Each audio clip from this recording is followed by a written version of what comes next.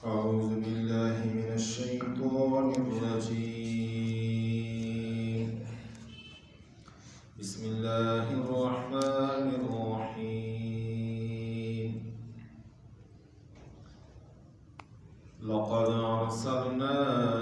رسلنا بالبينات وأنزلنا معهم الكتاب والميزان ليقوم الناس بالقسط وأنزلنا الحديد فيه بأس شديد ومنافع للناس وليعلم الله من ينصره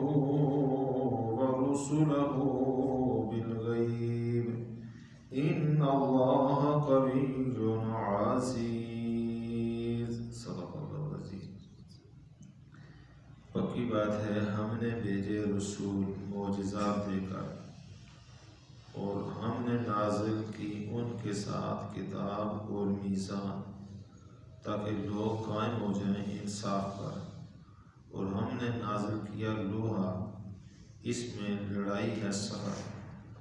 اور دوسرے منافع ہیں لوگوں کے لیے، اور تاکہ جانے اللہ اس شخص کو جو مدد کرتا ہے اللہ کی اور اس کے رسولوں کی بغیر دیکھے. بے شک اللہ تعالیٰ قوت والا غالب ہے. اس صورت میں ابتدا دعوت تھی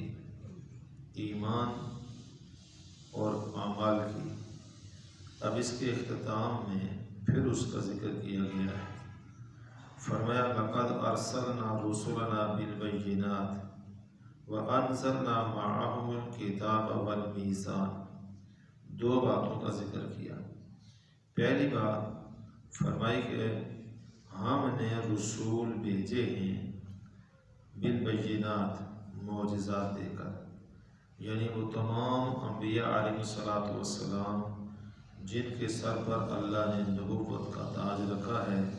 اور زمین پر انہیں اپنا رسول مقرر کیا ہے، قاصد بنایا ہے، ان کے نبوت اور رسالت کے ہونے کے دلائل بینات کی صورت میں، معجزات کی صورت میں اللہ نے ان کے ساتھ بھیجے ہیں. حضرت موسیٰ علیہ السلام کس حالت میں پیدائش اور پھر فرعون کے گھر میں تربیت، پھر وہاں سے جوان ہونے کے بعد ایک آدمی کا آپ کے ہاتھ سے خطا قتل ہونا،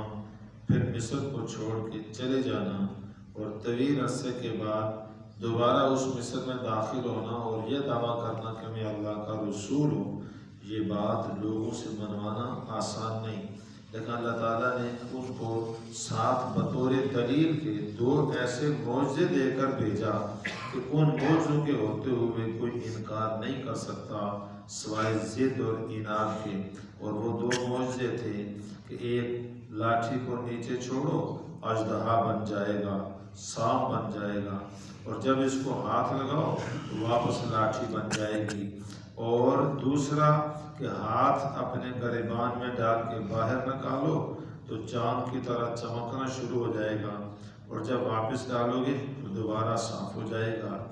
یہ دو بین معجزے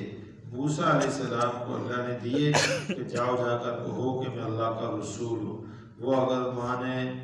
ٹھیک، اگر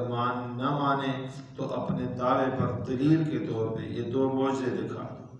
اس طرح اللہ تعالیٰ نے ہر نبی کو معجزے دیے، ہر نبی کو معجزے دیے. حضرت عیسیٰ علیہ السلام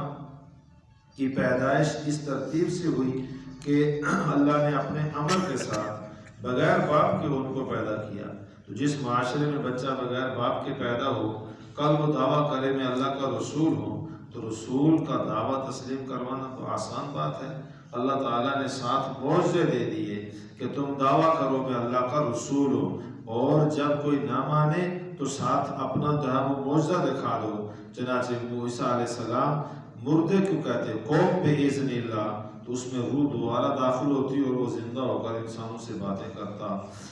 مٹی کے پرندے، مورتیاں بنا کر ان میں پھونک مارتے تو وہ پرندے گوشت پوشت کے بن کر ہوا میں اڑ جاتے۔ یہ معجزہ اللہ نے حضرت عیسیٰ علیہ السلام کو دیا۔ نابینا جو پیدائشی نابینا ہے اس کی آنکھ پر جو ہے وہ دم کرتے تو اس کی روشنی سامنے آتی اور وہ آنکھوں والے کی طرح دیکھنے والا ہو جاتا۔ اور اگر کوئی برس کا مریض ہے جس کا کوئی علاج نہیں تھا اس دور میں تو اس کو وہ ہاتھ لگاتے وہ بالکل صاف ہو جاتا، ٹھیک ہو جاتا۔ یہ سارے بینات تھیں حضرت عیسیٰ علیہ السلام کی قوم کو بتانے کے لیے کہ میں اللہ کا رسول ہوں اور رسول ہونے کے میرے پاس یہ دلائل ہیں۔ حضرت محمد صلی اللہ علیہ وسلم نے دعویٰ کیا اپنی قوم کے سامنے کہ میں اللہ کا رسول ہوں، اور اس پر معجزات آپ صلی اللہ علیہ وسلم نے جب ان کے سامنے دکھائے تو اپنا کافروں نے ابو جہل کے ہاتھ میں کلمہ پڑھ کر یہ بتایا کہ یہ اللہ کے رسول ہیں۔ درختوں نے چل کر آپ کو سلام کیا اور بتایا یہ اللہ کے رسول ہیں، اور جانوروں نے آپ کی نبوت پر شہادت دے کر یہ گواہی دی کہ یہ اللہ کے رسول ہیں۔ آپ صلی اللہ علیہ وسلم کو جو اللہ نے قرآن پاک دیا سب سے بڑا معجزہ آپ کا علمی معجزہ کہ اللہ نے ایسی کتاب دی جو پورا عالم کے لوگ اور تمام انسانوں کو کھلا چیلنج کہ قیامت تک ایسی کتاب کے مقابلے میں کتاب بنا کے لاؤ۔ جب نہیں لا سکتے تو یہ دلیل ہے اس بات کی کہ یہ اللہ کا کلام ہے جو نازل ہوا حضرت محمد صلی اللہ علیہ وسلم پر، یہ اللہ کے رسول ہیں۔ تو گویا قرآن نے یہ بات یہاں بتائی ہے لَقَدْ أَرْسَلْنَا رُسُلَنَا بِالْبَيِّنَاتِ کہ پکی بات ہے ہم نے اپنے رسولوں کو بینات دے کر بھیجا ہے، معجزات دے کر بھیجا ہے، واضح دلائل دے کر بھیجا ہے۔ ایک بات تو یہ ہوئی ان کے رسول ہونے کی۔ دوسری بات فرمائی کہ انزلنا معہم الکتاب والمیزان، ہم نے ان رسولوں کے ساتھ نازل کی ہے کتاب، اور دوسرا فرمایا میزان۔ تو کتاب سے مراد وہ احکامات ہیں جو اللہ نے اپنے رسولوں کے ذریعے سے بندوں تک پہنچائے ہیں، اور اس کو نازل کرنا کہا تو نازل یہ تو بالکل سب کے سامنے واضح ہے کہ اللہ نے کتابوں کی صورت میں، صحائف کی صورت میں اور پیغامات کی صورت میں اللہ نے فرشتوں کے ذریعے سے اپنے انبیاء اور رسول تک یہ پیغام بھیجا، تو یہ احکام اوپر سے نازل ہوئے۔ اس لیے حقیقی معنی ہے کتاب کا نازل ہونا۔ زمین پر اللہ نے پہلے اپنا نمائندہ منتخب کیا جس کو نبی اور رسول کہتے ہیں، پھر اللہ تعالیٰ نے آسمان سے جو اس کے لیے پیغام بھیجا اس کو کتاب اور صحیفہ کہتے ہیں، اس کو انزلنا، ہم نے نازل کیا اس کے ساتھ کتاب کو۔ ایک بات اور فرمائے کہ والمیزان، ہم نے رسولوں کی طرف کتاب کے ساتھ آسمان سے میزان بھی نازل کی ہے۔ میزان نازل کرنے، میزان کا معنی مطلقاً ترازو ہے، اور ترازو اس وقت دنیا میں اتنی شکلوں کے ایجاد ہو چکے ہیں کہ ایک تو وہ معروف ترازو ہمارے ہم پہلے سے چلا جا رہا تھا جس کو ہماری زبان میں لوگ ترکڑی کہتے تھے، ایک تو یہ ترازو ہے، اور اس ترازو کی آج جدید ترین شکلیں ہمارے سامنے آ گئی ہیں۔ بخار کا وزن کیا جاتا ہے، تولا جاتا ہے، ہوا کا وزن کیا جاتا ہے، اس کو تولا جاتا ہے۔ اس طرح گاڑی چل رہی ہو تو اس کی رفتار کا وزن، اس کی رفتار، اس کا بھی جو وہ تولا جاتا ہے۔ تو کتنے آلات سارے کے سارے دنیا میں اس وقت ترازو کی شکل میں آ رہے ہیں۔ تو قرآن کریم نے کہا ہم نے نازل کیا، تو یہاں کتاب تو نازل ہوئی آسمان سے، یہ بات درست ہے، لیکن میزان تو اوپر سے نازل نہیں ہوتی، زمین پر پیدا ہوا۔ تو پھر اس کا ایک معنی یہ ہے کہ آسمان سے کتاب بھی نازل ہوئی اور اس کتاب میں میزان کے احکام بھی نازل ہوئے۔ تو احکام کا اوپر سے نازل ہونا اس کو میزان کے نازل کرنے سے تعبیر کیا ہے۔ اور بعض آپ نے کہا نہیں، حقیقتاً اول ترازو، اس کو دیکھ کر دنیا نے شکلیں ایجاد کی ہیں۔ اول ترازو حضرت نوح علیہ السلام کے زمانے میں آسمان سے اترا ہے، اور ترازو اتار کر بتایا گیا کہ لوگوں کے حقوق کی ادائیگی اس کے اوپر وزن کے ساتھ ادا کی جائے۔ تو قرآن کریم نے یہاں کہا کہ ہم نے کتاب بھی نازل کی جس میں تمام احکامات ہیں، اور ان کے ساتھ میزان بھی۔ اب میزان، آسمان سے ترازو ابتداء نازل ہوا، یا آسمان سے میزان کے احکام نازل ہوئے اور زمین پر میزان کو اللہ نے پیدا کیا، اس ساری میزان کے پیدا کرنے اس کا بنیادی مقصد کیا ہے؟ فرمایا لیقوم الناس بالقسط، تاکہ لوگ انصاف پر کھڑے ہو جائیں۔ تو بنیادی طور پر ترازو کا مقصد یہ ہے کہ تمام حقوق جتنے جس کے ہیں وہ معین بھی ہیں، اور ان حقوق کی ادائیگی میں عدل ہے، اس میں کمی بیشی نہ کی جائے۔ تو جس کا واضح شکل ترازو کے ساتھ ہے، ہمارے ہاں تجارت کے اندر جو ترازو آیا ہے اس میں ایک پلڑے میں بٹے رکھے جاتے ہیں، لوہے کے ہوں تو یا پتھر کے ہوں تو، پرانے زمانے میں پتھر کے ہوتے تھے، ابھی لوہے کے آگے ہیں، ابھی لوہے سے آگے نکل کر جو ہے الیکٹرانک بالکل میزان آ گیا ہے، بس اس کا بٹن دبایا، ایک طرف کوئی چیز نہیں ہوتی، دوسری طرف آپ موزون جو چیز تولنی ہے وہ رکھتے ہیں، ادھر سامنے اس کے نمبر چلنا شروع ہو جاتے ہیں اور پوائنٹ سامنے آنا شروع ہو جاتے ہیں، یہ 100 ہو گیا، 200 ہو گیا، 500 ہو گیا، یہ 900 ہو گیا، یہ 1000 ہو گیا، باقاعدہ یہ سارا یہ جو میزان ہے، تو مقصد اس کا یہ ہے کہ حق ہر ایک کا متعین ہو اور پورے انصاف کے ساتھ اس کا حق اس کو جائے۔ اور قرآن کریم نے کہا اب جب میزان اتر گیا ہے، اور میزان اترا ہے انصاف کے لیے، عدل کے لیے، جس نے دوسرے کا حق متعین کیا ہے، تمہارا حق بھی متعین کیا ہے، تو اب اگر اس کے اندر کمی کرو گے تو ویل للمطففین، ناپ تول میں کمی کرنے والوں کے لیے بڑی ویل ہے۔ مدینہ میں ایک شخص تھا تاجر، کہتے ہیں اس نے 2 طرح کے جو ہے وہ وزن رکھے ہوئے تھے، جب کسی سے کچھ لینا ہو تو پھر اس نے برتن اور رکھا ہوا تھا، اور جب کوئی چیز واپس کرنی ہو تو اس نے برتن اور رکھا ہوا تھا۔ تو جب لینے والا ہو تو بڑا برتن ہوتا تھا، جب دینے والا ہو تو چھوٹا برتن ہوتا تھا۔ اس کی تنبیہ کے اوپر قرآن کریم کی یہ پوری صورت نازل ہوئی، ویل للمطففین، یہ ناپ تول میں کمی کرنے والوں کے لیے بہت بڑی ہلاکت ہے۔ الذین اذا اکتالوا علی الناس، جب لوگوں سے وصول کرتے ہیں ماپ کر تو یستوفون، پورا پورا لیتے ہیں، وَإِذَا قَالُوهُمْ، اور جب ماپ کر ان کو دیں، او وزنوہم، یا تول کر ان کو دیں، تو یکسرون، یہ کم کر کے دیتے ہیں۔ ایسے لوگوں کے لیے سخت ترین ہلاکت ہے۔ تو اب اس میں یہ مسئلہ بالکل سامنے ہو گیا کہ دنیا میں جتنے ترازو ہیں، جتنے ترازو ہیں، جس شعبے کے ہیں، لکڑ تولنے کا ترازو اپنا ہے اور سونا تولنے کا ترازو اپنا ہے، چھوٹا الگ ہے، بڑا الگ ہے، لیکن جس درجے کا ترازو ہے تو لین دین میں جتنے آپ ثمن وصول کر رہے ہیں اس کے قیمت کے برابر موزون تولی ہوئی چیز بھی واپس برابر جانی چاہیے۔ ہاں اگر تمہاری خوشی سے کچھ زیادہ چلا جائے تو یہ الگ بات ہے، لیکن کم کر کے دینا یہ تمہارے لیے نقصان کی بات ہے۔ اور اس ترازو سے ہٹ کر جو حقوق ہیں وہ بھی اسی میزان کے تحت آتے ہیں۔ والدین کے حقوق ہیں اولاد کے اوپر، اب اس کے لیے کوئی ترقی تو نہیں ہے زمین کے اوپر کہ اس کو تولا جائے۔ والدین کے حقوق اولاد پر، اولاد کے حقوق والدین پر، خاوند کے حقوق بیوی پر، بیوی کے حقوق خاوند پر، پڑوسیوں کے حقوق، پڑوسیوں کے حقوق کے بارے میں اتنی تاکیدات آئیں کہ آپ صلی اللہ علیہ وسلم نے فرمایا مجھے تو خدشہ تھا کہیں ان کو مرنے کے بعد میراث میں شریک نہ کیا جائے۔ اتنے حقوق پڑوس کے، اور تمام تر جو انتظامی امور میں، آپ کسی کمپنی میں، کسی ادارے میں، سرکاری یا نیم سرکاری یا سول کسی شعبے میں آپ ایک معاہدہ کرتے ہیں ملازمت کا، تو اس میں وقت طے ہوتا ہے، اتنے وقت سے لے کر اتنا وقت تک ہم یہ دیں گے۔ اب اس وقت میں جائے وقت پر نہ تو یہ بھی کمی ہے، پہلے نکل کر آ جائے تو یہ بھی کمی ہے، ٹائم پورا نہ دے تو یہ بھی کمی ہے۔ ہمارے عدالتوں کے اندر جتنے مقدمات ہیں ان میں جتنے معاملات طے ہوتے ہیں، تو جس کا جو حق سامنے آیا ہے اس حق کے اندر کمی کرنا، اس کا حق ادھر چلا جائے، اس کا حق ادھر چلا جائے،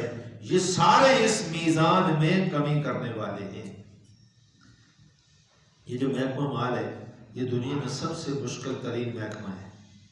اس لیے کہ یہ دنیا میں وقتی لالچ کے اندر کچھ پیسے ادھر سے لے کر ادھر لے کر، تو زمین حقائق کے خلاف اس کا نقشہ بنا دیا ادھر، اس کا بنا دیا ادھر، اس کا حصہ ادھر، اس کا ادھر، اور یہ ساری زندگی وہ نقشوں کی بنیاد پر ایک دوسرے کے حقوق پر لڑتے رہتے ہیں، تو مال کوئی قبضہ کرے گا، کھائے گا کوئی، لیکن قیامت کے دن ان کے ساتھ یہ محکمے والے بھی بھگتیں گے، سب بھگتیں گے۔ یہاں مسئلہ نہیں ہے، یہاں میں مسئلہ بیان کروں گا، نیچے سے جا کر آپ میرے خلاف تحریر شروع کر دیں گے، جو لوگ مولوی نے یہ کہہ دیا، یہ کہہ دیا، یہ کہہ دیا، غلط کہہ دیا، جو مرضی کرو، قیامت کے دن یہ مسئلہ نہیں، وہاں سب سامنے آ جائیں گے،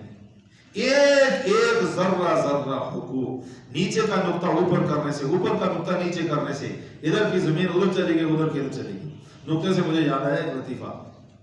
یہ پاکستان میں بعض کنٹرومنٹ کی زمینیں ہیں، یہ سرکاری زمین ہوتی ہے، ایسے بیع شرع نہیں ہوتا، تو یہ لوگوں کو دی جاتی ہے پٹے کے اوپر، تو وہ معاہدہ ہوتا ہے 90 سال کا، زیادہ سے زیادہ ہے، اس سے زیادہ کوئی نہیں رکھ سکتا۔ 90 سال ختم ہوگا تو معاہدہ تجدید ہو، دوبارہ ہو تو ٹھیک ہے، ورنہ حکومت اس کو واپس قبضہ لے کر اور کچھ کر سکتی ہے۔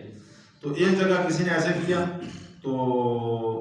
پٹواری سے مل کر 90 کے ساتھ 1 0 اور ڈال لیا، تو وہ ریکارڈ میں چلتا رہا چلتا رہا چلتا رہا، کس نے دیکھنا ہے؟ جب 90 سال پورے ہوئے اور گورنمنٹ کے وہ کاغذات، نئی نسل سامنے آئی اور وہ سارا کچھ شروع ہوا، تو لوگوں کے وہ سارے معاہدات کینسل اور نئے معاہدے سامنے آنے شروع ہوئے، تو ان کا مونیکر 900، ان کا ہمارا تو جاری رہے گا، کیونکہ ہمارا کیا ہے، دیکھو ایک نقطے میں کیا کیا ہوتا ہے، 90 سے 900 بن گیا۔ اب یہ جو تو حقوق مارے جاتے ہیں، جب قیامت کے دن یہ حقوق سارے کیا دیں گے؟ اللہ جل شانہ فرمایا میں نے آسمان سے اپنے رسولوں پر کتاب بھی بھیجی ہے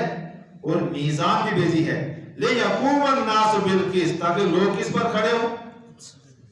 انصاف پر کھڑے ہو، عدل پر کھڑے ہو۔ فاروق اعظم رضی اللہ تعالی عنہ نے اس زمین کے اوپر پہلی مرتبہ یہ پیمائش کا کام کروایا ہے۔ جب ملک عراق فتح ہوا تو آپ نے ملک عراق کی پوری پیمائش کروائی، اور پیمائش کروانے کے بعد آپ نے زمینیں تقسیم کر کے غانمین کے اندر، مجاہدین کے اندر دی، کسی کو کتنے ہزار کنال، کسی کو 100 کنال، کسی کو کس حساب سے، سب کو تقسیم کی۔ اس وقت سے یہ ہمارا نظام چل رہا ہے زمین کے اوپر اراضی کی تقسیم کا۔ تو یہ اگر ہم اس بات کو سمجھیں کہ میں ایک نقطہ کسی ایک آدمی سے 100 روپیہ، 1000 روپیہ، 10,000، لاکھ روپیہ، 50,000 روپیہ بھی رشوت لے کر اس کی زمین میں نے ادھر کر دی، ادھر کی ادھر کر دی، تو یہ تو بھگت جائے گا، سربس پوری کر کے چلا جائے گا۔ یہ زمین والے نسلوں در نسلوں آپس میں لڑتے بھی رہیں گے، اور بسا اوقات ان کے قتل و غارت بھی ہوگی، مقدمات پر بھی پیسے خرچ کریں گے، اور قیامت کے دن سب جواب دہ ہوں گے، کرنے والے اور کروانے والے۔ اتنا بڑا نقصان ہے۔ تو ہمارے اندر یہ یقین پیدا ہو جائے کہ میرے مقدر میں جو اللہ نے حلال روزی رکھی ہے اسی میں برکت ہے، میں اسی میں اپنا کام کروں، اور میں حرام نہ کھاؤں، اور میں کسی کا حق کسی کی طرف نہ ماروں، کسی کا حق میری طرف نہ آئے، کیونکہ ایک باب ہے دنیا کا، یہ ختم ہونے کے بعد دوسرا باب کھلنا ہے آخرت کا۔ تو یہاں بچ سکتے ہیں،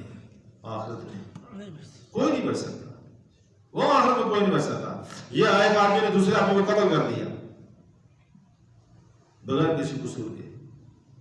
اب پیچھے وارثوں نے دیکھا کہ ہم مقدمہ نہیں کر سکتے، ہمارے مسائل ہیں، ہم لوگوں سے لڑ نہیں سکتے، ہم کمزور لوگ ہیں، 100 جگہ ہوتا ہے، انہوں نے بیٹھ کر فیصلہ کر لیا قاتلوں سے،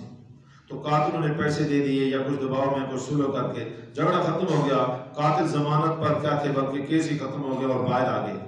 تو لوگ سمجھتے ہیں مسئلہ کیا ہو گیا ختم۔ تو یہ دنیا کا باب ختم ہوا ہے، آخرت کا باب پھر کھلے گا، آخرت کا باب اس مسئلے میں پھر کھلے گا، اور جب دوبارہ کھلے گا تو وہاں مدعی